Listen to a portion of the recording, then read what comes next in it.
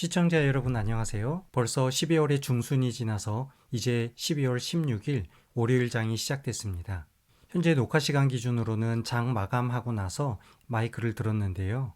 지난주 후반과 오늘까지 대략 두 가지 형태로 제가 매매를 진행했는데 희비가 엇갈리는 종목들이 좀 있었습니다. 먼저 좀 굵직하고 무거운 종목들로 자기 갈 길을 잘 가는 그런 위주로 매매했던 종목 어떤 것들이 있었는지 살펴보고요. 또 정치 테마주 정말 놓칠 수도 없고 가만히 바라볼 수도 없어서 몇 종목들 지난주부터 계속 매매를 했는데 오늘 엄청난 하락이 나왔죠. 저도 급락하는 주가를 피하지는 못했는데요. 자, 앞으로 어떻게 대처하면 좋을지 하나씩 살펴보도록 하겠습니다. 먼저 대형주 위주로 최근에 매매했던 종목 하나씩 보겠습니다. 첫 번째 종목은 삼양식품입니다. 차트를 확대한 상태로 600일 기준을 보면 지난 6월에 있었던 최고점 그리고 현재 사상 최고가를 돌파할 무렵에 와 있었던 것이고요. 저는 지난주 후반에 진입을 했는데 세부 타점을 좀 확대해서 보겠습니다. 이전에 쌍고점을 만들면서 주가가 하락하다가 조금씩 다시 상향으로 반등하기 시작했었고요. 지난주에 드디어 전고점 위치까지 도달을 했던 것입니다. 그리고 고점에서 횡보하던 가운데 다시 한번 5일선을 만나는 무렵에서 제가 종목에 진입했고요. 오늘 이전에 있던 최고점 부분 상방을 돌파할 무렵 매도하면서 대략 5% 조금 넘는 수익을 가져갔는데요. 삼양식품처럼 한 종목의 주가가 60만 원이 넘고 전고점 부분에서 60만 원 후반대 그리고 5일선 지지 이런 경우 70만 원 돌파 어렵지 않을 거라는 생각에 무거운 종목이지만 짧게 한번 진입을 했는데 결과가 나쁘지 않았던 것 같습니다. 저는 오늘 매도 청산을 하기는 했지만 실제 수급을 보면 외인과 기관이 동시에 매수한 종목인데요. 최근 외인의 수급이 유입되는 종목을 찾기 어려운 가운데 삼양식품의 수급 내역을 보면 오늘까지 7거래일째 외인의 수급이 계속 유입되던 상황이었습니다. 거기에 더불어 기관도 오늘 자금을 더 실어놓은 상태인데요. 우선 70만 원을 돌파했기 때문에 저는 매도 청산을 하고 다시 한번 눌림이 어떻게 나오는지 이번 주 계속 지켜볼 예정입니다. 그리고 두 번째 살펴볼 종목 LS 일렉트릭 보겠습니다. 전선 관련주도 지난 여름 꽤 상승이 높게 나왔다가 한동안 계속 하락하면서 바닥권을 잘 다지고 있는 상황인데요. 저는 11월 말부터 꾸준히 매매를 하기 시작했었고요. 최근 매매 내역 조금 더 확대해서 볼까요? 지난 11월 말 20선 근처에서 주가가 횡보할 때 대략 3번 정도 분할 매수로 종목을 매집하기 시작하다가 12월이 되면서 갑자기 7%가 넘는 큰 상승이 나와서 1차 매매를 마무리했습니다.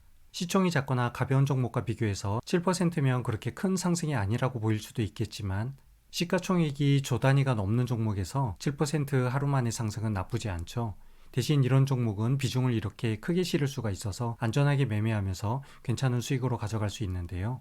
그리고 나서 며칠 뒤 다시 한번 주가가 이렇게 급락했을 때 바로 21선에서 십자도지의 음봉으로 주가가 지지받으면서 마무리됐던 날, 이날 매수를 하고 다음날 바로 매도를 했던 상황입니다. 그리고 다시 한번 매수가 있었는데 이날 종가에 새로 진입한 것이고요. 이후에 4거래일 동안 지켜보다가 오늘 가장 고점 부분에서 다시 한번 7%가 조금 넘는 수익으로 마무리를 했습니다. 전선 관련주는 제가 꾸준히 계속 좋아하는 업종군인데요. 저희가 올해 1년 동안 되돌아보면 제약 바이오 관련주가 가장 하이라이트이기는 했지만 AI 관련돼서도 아주 흐름이 좋았습니다. 엔비디아의 힘을 얻어 반도체주가 연초에도 좋았고 그 다음 최근에는 소프트웨어가 좋기는 했지만 그 바탕에서 전력 설비와 관련된 전선 관련주는 꾸준히 좋아질 것으로 예상을 하고 있어서 저는 장기적으로 내년 초까지 LS 일렉트릭이나 HD 현대 일렉트릭 이런 종목들 관심을 가져볼 예정이라서 여러분들도 한번 참고해 보시면 좋을 것 같습니다. 그 외에 오늘 매매했던 종목 가운데 정치 테마주가 아닌 종목으로 두 가지가 더 있는데요. 초전도체 관련 신성 델타테크입니다. 신성 델타테크도 어느 날 이렇게 차트를 보니까 11월 중순 바닥을 찍고 나서 한 달이 넘도록 꾸준히 상승을 하고 있었던 것이죠. 정말 조용하게 큰 상승이 일어났던 종목인데요. 지난주 문득 최고점에서 윗꼬리와 아랫꼬리가 달린 음봉이 발생을 했고요. 이날 종가에 진입했다가 금요일이 지나서 오늘 장중에 이렇게 8% 정도 수익을 내면서 마무리를 하게 됐습니다. 이 종목은 이동평균선을 좀 유심히 봐야 될 것 같은데요. 주가가 상승하면서 가장 먼저 121선 돌파, 그리고 240선 돌파, 현재는 5일선과 이격도가 좀 있는 상황인데요. 다음번 눌림목은 5일선과 21선이 좀 가까워졌을 때 이런 구간을 한번 노려볼 수 있겠죠. 대략 예상되는 가격대는 이 85,000원 부근 상승하다가 중간에 갭을 만든 8만원에서 85,000원 부근에 주가가 다시 눌림목을 만든다면 한번 노려볼 수 있을 것 같습니다. 그리고 초전도체 외에 드론 관련주도 나쁘지 않아서 제이시언 시스템도 매매를 했는데요. 차트를 보겠습니다. 여기도 지난주 목요일날 진입을 했었네요. 음봉의 하단 이 부분에서 진입을 했고요. 금요일 하루 흐지부지 지나가다가 오늘 시초가에서 갭 상승을 하면서 장 초반 매도를 했는데 조금 더 오래 끌고 가지 못한 게 아쉽기는 하지만 짧은 기간 단기 매매로 계속 노려볼 수 있는 종목이라고 생각되고요. 드론 관련주에 관심 있는 분들은 제이시언 시스템 외에도 에어럭스라는 종목이 있죠. 오늘 상한가를 갔는데 제이시언 시스템과 함께 에어럭스 두 종목 같이 살펴봐도 좋을 것 같고요. 다음 종목 금양 그린파워 보겠습니다. 이 종목도 이번 달 들어서 매매를 꽤 자주 한 상황이 눈에 보이시죠? 금양 그린파워는 에너지 관련주인데 친환경으로도 볼 수 있고 원자력으로도 볼 수 있어서 어느 쪽으로 봐야 될지 애매하기는 하지만 차트 흐름이 나쁘지가 않아서 먼저 12월 초에 세 차례에 걸쳐서 분할 매수를 이렇게 진행을 했었습니다. 그리고 1차 매도를 할 때에는 아슬아슬하게 본전으로 그냥 마무리를 했었고요. 이후에도 계속 흐름이 죽지 않았다라고 판단돼서 지켜보고 있다가 지난주 목요일 날 전체적으로 주가가 그날 떨어졌을 때 금양 그린파워도 꽤 하락이 나왔었는데요. 음봉이 마무리되던 시점이 정확하게 5일선을 지지받는 위치였습니다. 그래서 음봉의 하단 마지막 종가에 진입을 했고요. 금요일은 수익으로 돌아서기는 했지만 조금 더 지켜볼 수 있을 것 같아서 오늘까지 가지고 있다가 오전에 8% 정도에서 매도 청산하면서 수익을 가져갔습니다. 이 종목은 장 마감 무렵 추가 상승이 나오면서 윗꼬리를 더 만들었는데요. 향후 흐름을 보면 하루 이틀 정도 조정을 받을 것 같고 5일선과 20일선 사이에서 주가가 어떻게 흘러가는지 지켜보다가 2차 매매가 충분히 가능해 보입니다. 다음으로 의료 AI 종목 중 루닛을 보겠습니다. 루닛도 11월 초부터 바닥권이 끝나고 나서 꾸준히 상승을 가져가고 있는 종목이죠. 지난 11월 25일경 단타로 한번 1차 매매를 했었는데요. 이후에 계속 타점을 노리고 있다가 12월에 있던 이 눌림목 여기를 놓친 게 아쉽기는 한데 다시 한번 장대 양봉이 나오고 나서 다음날 조정받을 때 음봉의 바닥 종가로 진입을 했습니다. 그리고 오늘까지 지켜보다가 장 후반 들어서 종가 부근에서 이렇게 매도 청산을 했는데요. 다른 종목과 달리 루닛은 제가 매매하면서 꽤 버티기가 힘들었습니다. 지금 차트를 보시면 고점에서 윗꼬리가 이렇게 비가 내리듯이 길게 여러 번 형성이 되어 있는데요. 분봉을 한번 보겠습니다. 5분봉 차트로 제가 매수했던 날부터 오늘까지 4일 동안의 흐름인데요. 말씀드린 것처럼 12월 11일 지난 수요일 종가 부근 여기에서 진입을 원샷으로 이렇게 진행을 했고요. 첫 번째로 저를 흔들었던 부분 바로 다음날 시초가 부근입니다. 저는 단기 매매를 하기 때문에 인내력이 그렇게 많지는 않은데요. 종가 매수로 진입하고 다음날 오전 바로 이렇게 상승률을 보면 7% 가까운 상승이었죠. 이 상승을 버티기가 꽤 힘들었는데요. 더욱 마음이 아픈 것은 이때 매도하지 않고 기다렸다가 다시 본전보다 아래로 내려와서 손실 구간에 들어갔다는 것이고요. 그리고 다음날 오전 또 이렇게 전날과 같은 고점에서 여러 번 뭔가 저를 계속 매도하도록 만드는 그런 차트 형태가 만들어졌던 것입니다. 그리고 이후에는 다시 한번 또 하락하고 계속 이러기를 이틀 동안 반복하는데 이 8만원대 구간에서 제가 정말 여러 번 시험을 당하는 것 같은 그런 느낌이었는데요. 오늘도 마찬가지죠. 오전에 드디어 8만원 구간을 시원하게 넘으면서 꽤 괜찮은 수익 구간에 들어왔습니다. 그런데 여기에서도 제가 매도를 하지 않았던 것은 바로 지난 3거래일 동안 이미 단련이 돼서 그런지 1차 시기를 보면 전강 후약이죠. 그리고 2차 시기도 전강 후약이고요. 오늘도 전강 후약으로 보고 내일까지 조금 더 기다려봐야 되겠다 이런 생각을 했었는데요. 갑자기 전강 후약에서 종가 부분에 이렇게 큰 상승이 나왔습니다. 이렇다면 두 가지 중에 하나로 보여지는데요. 여기 8만원 구간대에 있던 많은 매물들을 다 소화하고 이제 정말 큰 상승이 한 번 더 나오거나 아니면 여기에서 개미털기를 하면서 물량을 떠넘기기로 반짝 상승을 보여주던가 두 개 중에 하나라고 생각이 드는데요. 우선 제가 바라보는 시나리오는 1차적으로는 개미털기가 좀 있지 않을까. 하지만 장기적으로는 루닛 충분히 10만원 구간까지 상승을 할 수 있을 것 같기는 합니다. 아무튼 저는 목표 수익이 10%였고요. 제가 매도한 시점이 3일 전 매수하고 나서 10% 도달할 때까지 기다렸던 것이고요. 일단 10%에 도달하면 저는 수익 실현을 합니다. 그리고 다시 조정 기간이 나오는 것을 보고 이후에 종목 진입을 판단하기 때문에 우선 오늘 매도 청산을 했던 것입니다. 여하튼 루닛, 애간장을 꽤 태웠던 종목이기는 하지만 이번 주 후반까지 계속 관찰하면 좋을 것 같아서 설명을 드렸고요. 자, 이제 정치 테마주로 한번 넘어가 볼까요? 오늘도 정치 테마주가 희비가 많이 엇갈렸는데요. 먼저 진양산업을 한번 보겠습니다.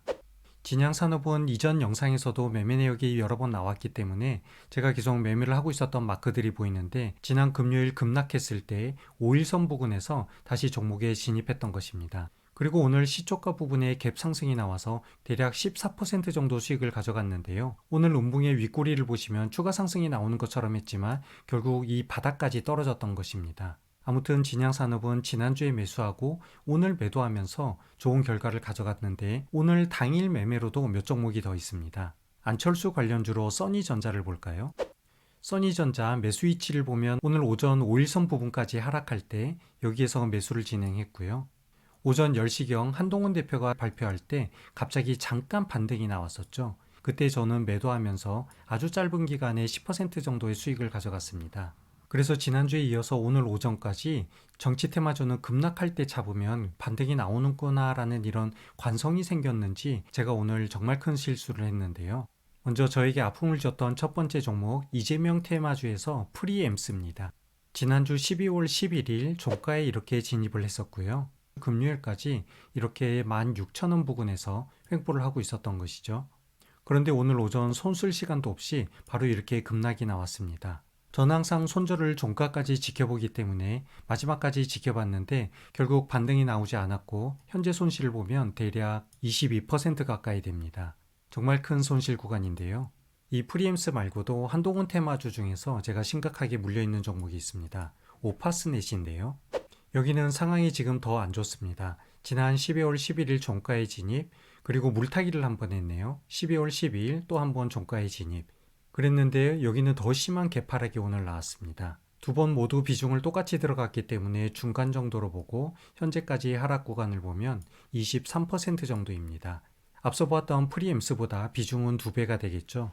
이렇게 갑자기 짧은 기간에 마이너스 20%가 넘는 손실이 만들어졌을 때 여러분들은 보통 어떤 식으로 대처를 하실까요? 결국 방법은 두 개 중에 하나겠죠. 존버를 하느냐 아니면 손절을 하느냐. 먼저 저의 경우를 말씀드리면 저는 손절을 지키는 편인데, 이렇게 20% 손실 구간이 나도록 지켜볼 수밖에 없었던 이유는 먼저 갭 하락이 심하게 나왔기 때문에 제가 최대 손실 구간으로 보는 마이너스 10% 손절, 그 범위를 지나버렸습니다.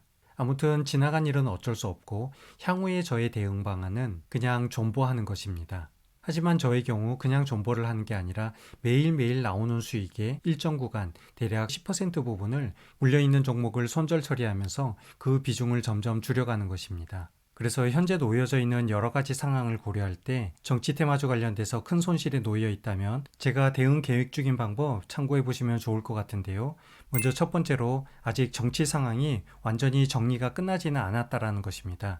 그 이야기는 변동성이 살아있다라는 것이고요. 두 번째는 중간에 더 이상 물타기는 하지 않는다입니다. 항상 말씀드리는 이야기지만 손절 구간을 벗어난 상황에서 이하 추가 물타기는 전혀 의미 없는 행동이기 때문에 물타기를 하기보다는 계속 꾸준히 버티는 게 더 나을 거라는 것이고요. 세 번째는 다른 종목에서 수익이 날 때 그날 당일 수익의 10%가 되든 20%가 되든 일정 부분에 대해서 손실 범위가 큰 종목의 비중 축소로 사용하는 것입니다. 그래서 시간이 좀 걸리더라도 해당 종목의 비중을 꾸준히 줄여가면서 종목 탈출 기회를 노리다 보면 오히려 반등의 기회가 더 빨리 올 수도 있을 것 같습니다. 참고로 말씀드리면 저는 정치 테마주가 아직 끝나지 않았다라고 보기 때문에 오늘 오후에 신규로 진입한 정치 테마주 여전히 가지고 있습니다. 예를 들면 SG글로벌, 보시는 것처럼 오늘 오후 장중에 이렇게 신규로 진입한 상태에서 매수만 찍혀 있고 아직 매도를 하지 않은 상황입니다. 그리고 안철수 관련주로 안랩도 오늘 신규로 진입을 했는데요. 지난주에 매수했던 위치, 같은 위치죠. 장 후반 음봉의 하단 부분에서 진입한 상황입니다. 하지만 당부의 말씀을 드리면 정치 테마주는 변동성이 너무 크고 위험한 종목이라서 실시간 빠른 대응이 가능하지 않다면 진입하지 않는 것이 가장 좋을 것이고요. 혹시라도 이미 진입한 상태에서 손실 구간에 있다면 아까 말씀드린 것처럼 조금 버텨보시면서 점진적으로 비중을 줄여나가는 계획 한번 실천해보는 것도 괜찮을 것 같습니다. 이제 12월도 중순에 접어들면서 매매일도 얼마 남지 않았는데요. 아무쪼록 남은 기간 성공적인 투자로 12월은 웃으면서 마무리할 수 있는 그런 결과를 기대하면서 오늘 영상 마무리하겠습니다. 시청해주셔서 감사합니다.